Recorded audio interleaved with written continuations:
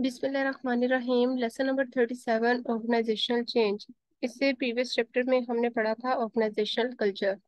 अब हम organisational change को स्टडी कर रहे हैं। ऑर्गेनाइजेशनल स्ट्रक्चर में organisational change was the last topic.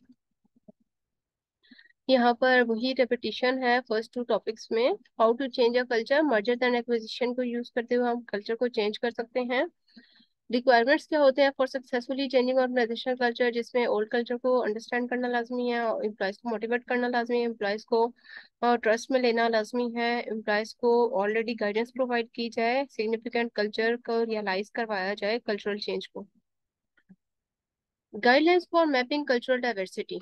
Cultural diversity, managing cultural diversity. आपके ऑर्गेनाइजेशन में diversity of culture, number of cultures use अगर हो रहे हैं तो इसको मैनेज कैसे किया जाए। Number one, organisation members must recognise and value a variety of opinion and insight. के ऑर्गेनाइजेशन के मेंबर्स जो है वो वैल्यू दें, इम्पोर्टेंट समझे ऑर्गेनाइजेशन की वैल्यूज को, ऑर्गेनाइजेशन के ओपिनियंस को, उसके गोल्स को, और रिकॉग्नाइज करें लर्निंग अपॉर्चुनिटीज, जो भी उनको लर्निंग अपॉर्चुनिटीज या चैलेंजेस फेस करने पड़े हैं लर्निंग अपॉर्चुनिटीज को अवेल करें और जो चैलेंजेस हैं उनको कंप्लीट करें।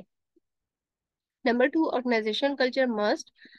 ऑर्गेनाइजेशन मेंबर्स को क्या करना चाहिए, इंपॉर्टेंस देनी चाहिए, अंडरस्टैंड करना चाहिए, जबकि ऑर्गेनाइजेशन कल्चर को हाई परफॉर्मेंस फोस्टर करनी चाहिए, हाई परफॉर्मेंस को ग्रो अप करना चाहिए, स्टिमुलेट करना चाहिए, पर्सनल डेवलपमेंट को इनकरेज को प्रमोट करना चाहिए, और मेक वर्कर्स फील वैल्यूड, और वर्कर्स को वैल्यूएबल फील करवाया जाए, उनको इम्पोर्टेंस दी जाए। Organisation must have a well articulated and widely understood mission.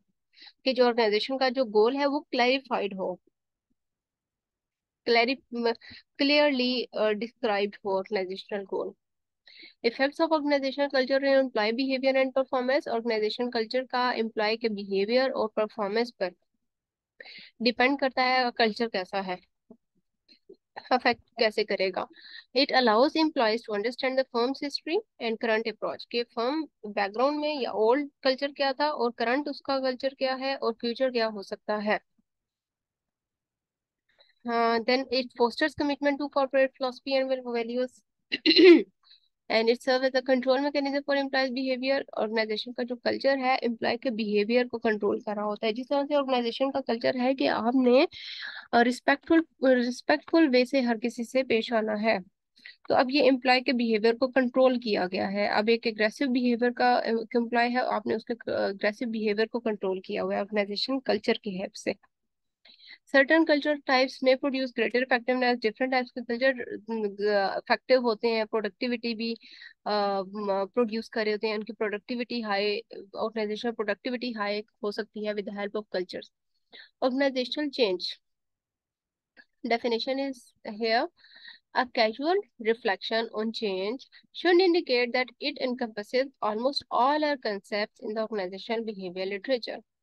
कि एक कैजुअल रिफ्लेक्शन या एक कॉमन सी बात है कि जो ऑर्गेनाइजेशन का जो कल्चर है तमाम एस्पेक्ट्स को कवर कर रहा हो, और बिहेवियर और जो एम्प्लॉयज का जो बिहेवियर है उसको पॉजिटिव वे में कंट्रोल कर रहा हो।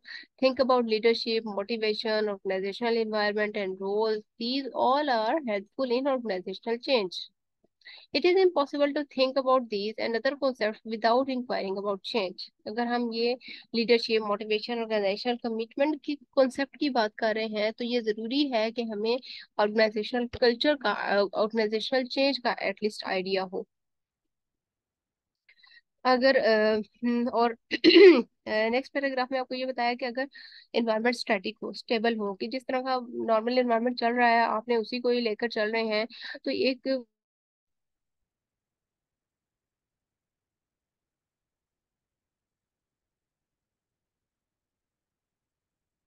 अगर स्टैटिक होगा, एम्प्लॉयज की जो स्किल्स हैं, टैलेंट्स हैं, वो स्टेबल हुए हैं, एनवायरनमेंट अगर स्टेबल है, ठीक है, इनके ऑर्गेनाइजेशन में आप चेंज नहीं ला रहे हैं ऑर्गेनाइजेशन कल्चर में, तो जो सदियों से कल्चर चला आ रहा है वो एम्प्लॉयज वही बस प्रोसीजर फॉलो करते जा रहे हैं, उनका टैलेंट स्किल्स वो भी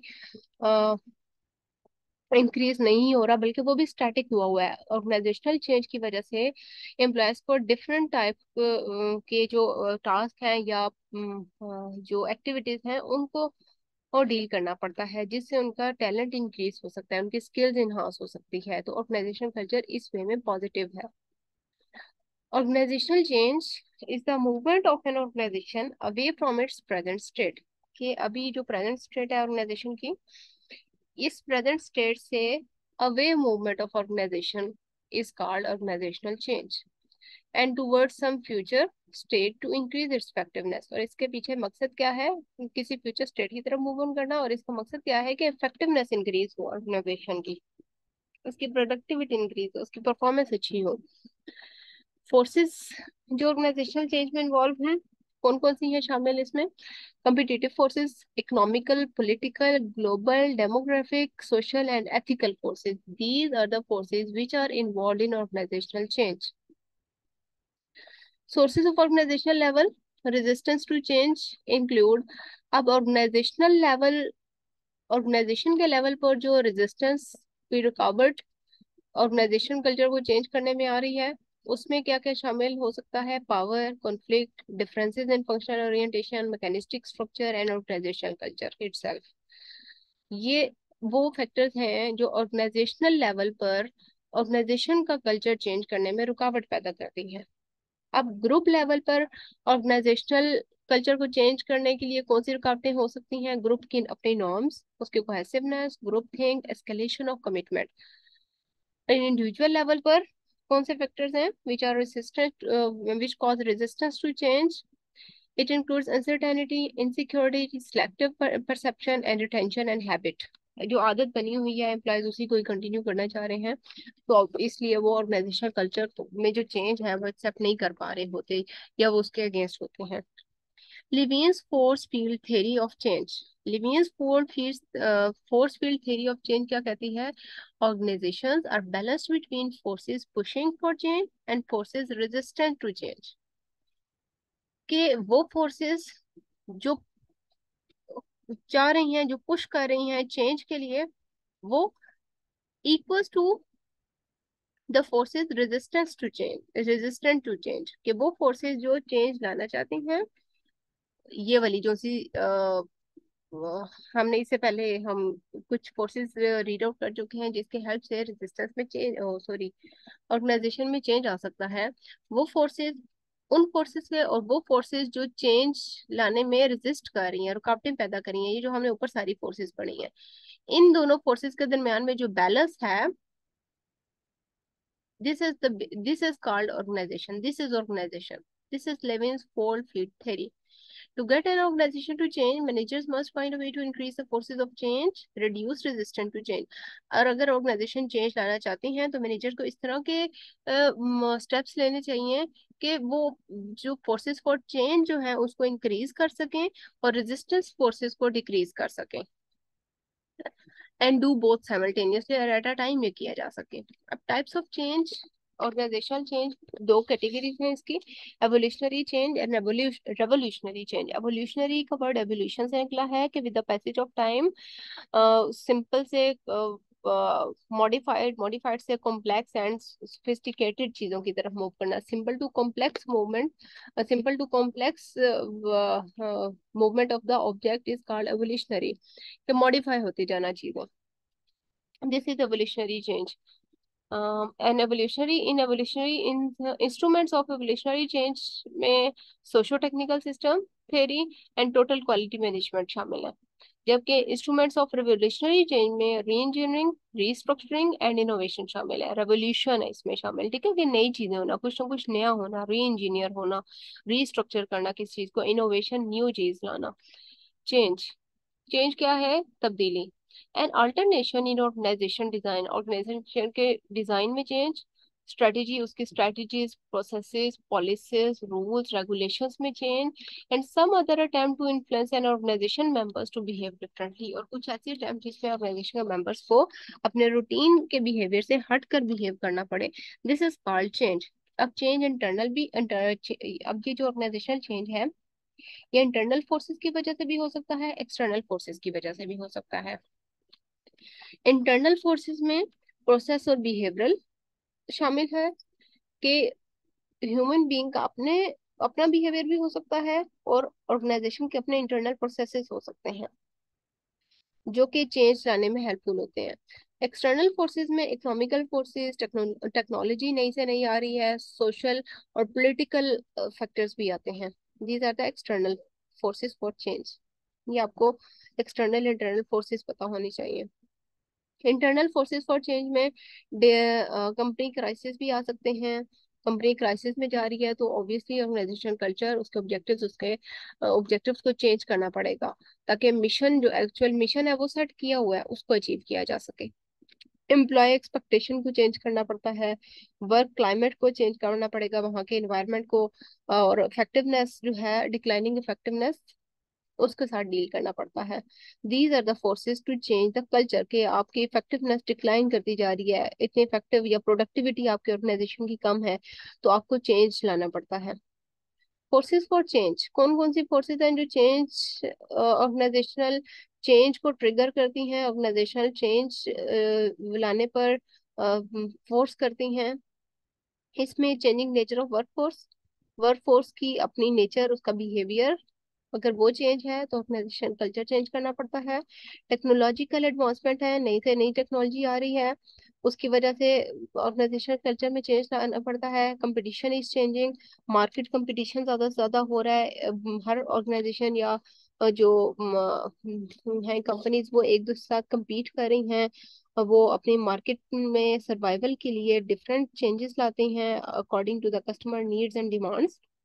तो जैसे जैसे कंपटीशन बढ़ रहा है, ऑर्गेनाइजेशन कल्चर की डिमांड ज्यादा होती जा रही है। Social trends during the past generation suggest changes that organisations have to adjust for.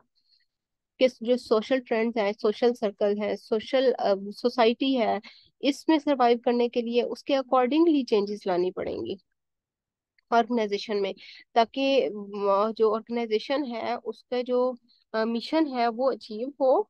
और जो मिशन कैसे अचीव होगा, जो ऑर्गेनाइजेशन के अपने ऑब्जेक्टिव्स हैं, जो ऑर्गेनाइजेशन ने जिन स्टेप्स को फॉलो करना है, उसको सपोर्ट करने के लिए वर्कफोर्स होनी चाहिए। Then managing plan change. Plan change, वो चेंज जो आपने प्रॉपर प्रोटोकॉल्स को फॉलो करते हुए चेंज स्टैब्लिश किया, या चेंज के लिए आपने पॉलिसीज बनाई, that is called plan change. आपने प्लान किया हुआ था वो चेंज, ठीक है। एब्रप्ट चेंज नहीं आया, यानी क्राइसिस वगैरह की वजह से एकदम से चेंज आ जाना ऑर्गेनाइजेशन में, उसकी एक्टिविटीज में, उसके प्रोसेसेस में, दैट इज अनप्लान चेंज। जो प्लान चेंज है, जो आपने खुद से प्लान किया है कि ये चेंजेस आनी चाहिए, उसको मैनेज कैसे किया जा सकता है। Some organization treat all challenges as an accidental occurrence, however change as an intentional goal oriented activity is called planned change। Intentional होता है, आप अपने इरादे नियत से करते हैं, गोल ओरिएंटेड एक्टिविटी को सजेस्ट करते हुए, this is called plan change. अब there are two goals of plan change. आप जब प्लान चेंज प्लानिंग करते हैं चेंज लाने की, उसके दो गोल्स होते हैं। नंबर वन, कि ऑर्गेनाइजेशनल एबिलिटी इंप्रूव हो ऑर्गेनाइजेशनल चेंज से। नंबर टू, एम्प्लॉय का बिहेवियर चेंज हो, और वो बिहेवियर मैचअप करता हो विद द, पॉजिटिवली रिलेट करता हो with organisational objectives. Second, examples of planned change activities are needed to stimulate innovation, empower employees। अब planned change activities में आप ऐसी strategies अप्लाई करते हैं कि जो आप यूज करते हुए वहाँ के एम्प्लॉयज को मोटिवेट करें, एम्पावर करें, उनको इनोवेशन और चेंज के बारे में बता सकें। Organization success or failure is essentially due to the things that employees do or fail to do so। अब ऑर्गेनाइजेशन सक्सेस या फेलियर हाईली डिपेंडेंट होती है on the employees, employees behaviour, employees power, employees potential. Then who in organisation are responsible for managing changing activities.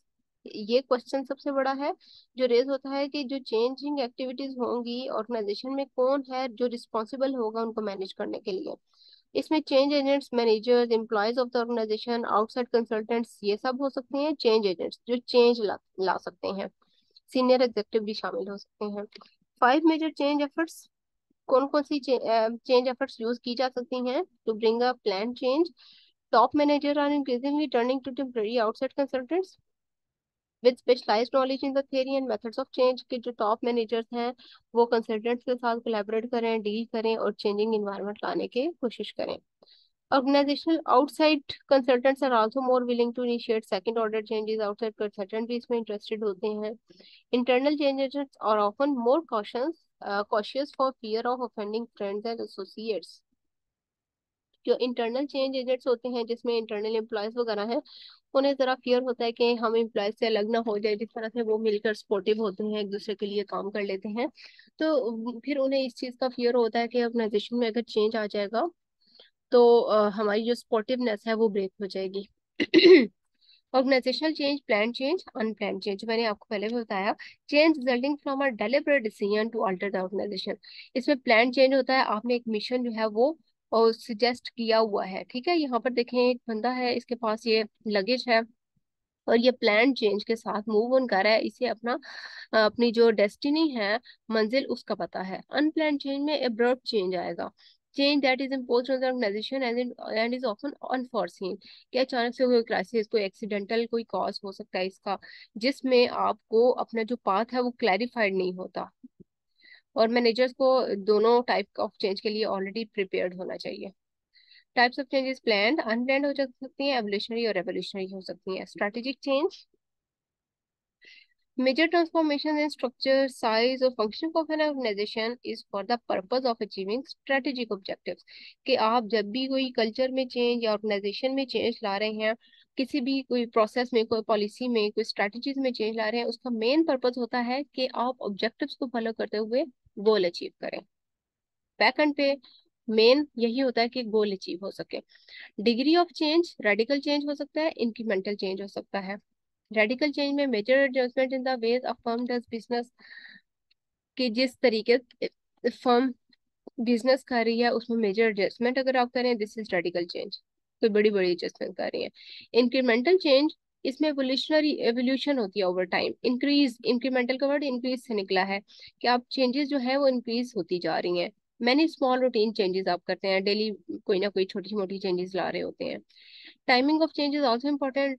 Time क्या होना चाहिए change, जब भी आप ऑर्गेनाइजेशन में चेंज लाना चाह रहे हैं। रिएक्टिव चेंज हो सकता है, एंटिसिपेटरी चेंज हो सकता है। It is reactive change is responding to changes in the external and internal environment.